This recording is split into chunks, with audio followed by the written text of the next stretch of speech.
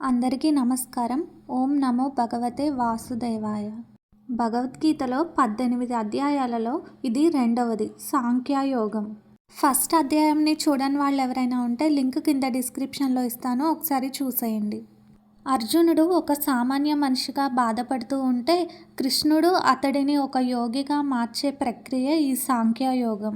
ఇందులో ఆత్మ గురించి, అది పనిచేసే విధానం గురించి, మనసుని అదుపులో ఉంచుకోవడం గురించి కృష్ణుడు అద్భుతంగా వివరించాడు.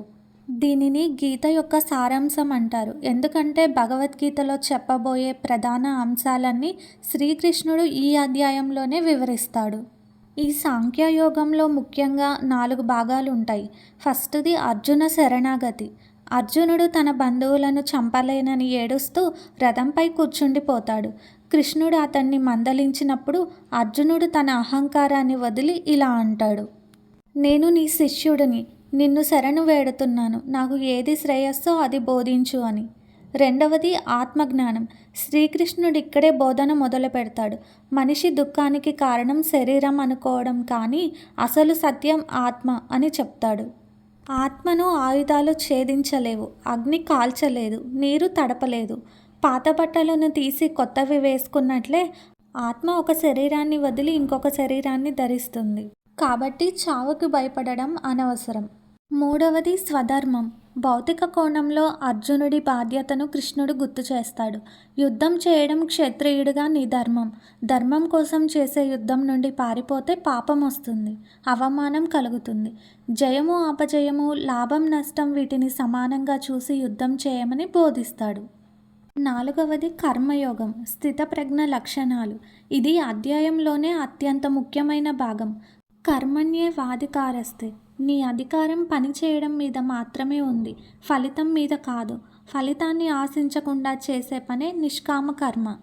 అర్జునుడు కృష్ణుడిని స్థితప్రజ్ఞుడు ఎలా ఉంటాడు అని అడిగినప్పుడు కృష్ణుడు ఇలా వివరిస్తాడు: కోరికలను వదిలేసి కష్టసుఖాల్లో చలించనివాడు, తాబేలు తన అవయవాలను లోపలికి లాక్కున్నట్టు ఇంద్రియాలను అదుపులో ఉంచుకునేవాడు, పరమాత్మ యందు మనసు నిలిపి శాంతిని పొందినవాడు స్థితప్రజ్ఞుడు అని చెబుతాడు. ఈ అధ్యాయం చివరిలో బ్రాహ్మీ స్థితి గురించి చెప్పబడింది. అంటే అన్ని మోహాలను వదిలి బ్రహ్మజ్ఞానాన్ని పొందితే మరణకాలంలో కూడా మోక్షం లభిస్తుందని కృష్ణుడు అర్జునుడికి ధైర్యం చెప్తాడు. ఈ అధ్యాయం చివరిలో అర్జునుడు కృష్ణుడికి ఒక అద్భుతమైన ప్రశ్న వేస్తాడు: కృష్ణ, అసలు జ్ఞాని ఎలా ఉంటాడు అని. దానికి కృష్ణుడు చెప్పిన సమాధానం: లాభం వచ్చినా నష్టం వచ్చినా, పొగిడినా తిట్టినా ఒకేలా ఉండేవాడే అసలైన జ్ఞాని అని. ఈ అధ్యాయంలో కృష్ణుడు మనిషి ఎలా నాశనం అవుతాడు, పతనం ఎలా మొదలవుతుందనేది కూడా చాలా అద్భుతంగా వివరించారు. కోరిక, కోపం, మతిమరుపు, బుద్ధి నాశనం, సర్వనాశనం. మనిషికి కోరిక తీరకపోతే కోపం వస్తుంది. కోపంలో విచక్షణ కోల్పోతాం, తద్వారా పతనం అవుతాం. ఈ భగవద్గీతలోని 2వ అధ్యాయం కేవలం ఒక పాఠం కాదు, మన జీవితాలకు ఒక మార్గదర్శి. అర్జునుడిలాగే మనం కూడా గందరగోళంలో ఉన్నప్పుడు మనకి సాంఖ్యయోగం అనేది ఒక క్లారిటీ ఇస్తుంది. గుర్తుంచుకోండి, మనం చేసే పని మీద మాత్రమే మనకు అధికారం ఉంది, ఫలితం మీద కాదు. కాబట్టి టెన్షన్ లేకుండా మీ బెస్ట్ని మీరు ఇవ్వండి. వీడియో నచ్చితే తప్పకుండా ఒక లైక్ చేయండి. మీ ఫ్రెండ్స్ అండ్ ఫ్యామిలీ మెంబర్స్కి వీడియోని షేర్ చేయండి. మళ్ళీ వచ్చే అధ్యాయంలో కలుద్దాం. అంతవరకు సెలవు. జై శ్రీకృష్ణ.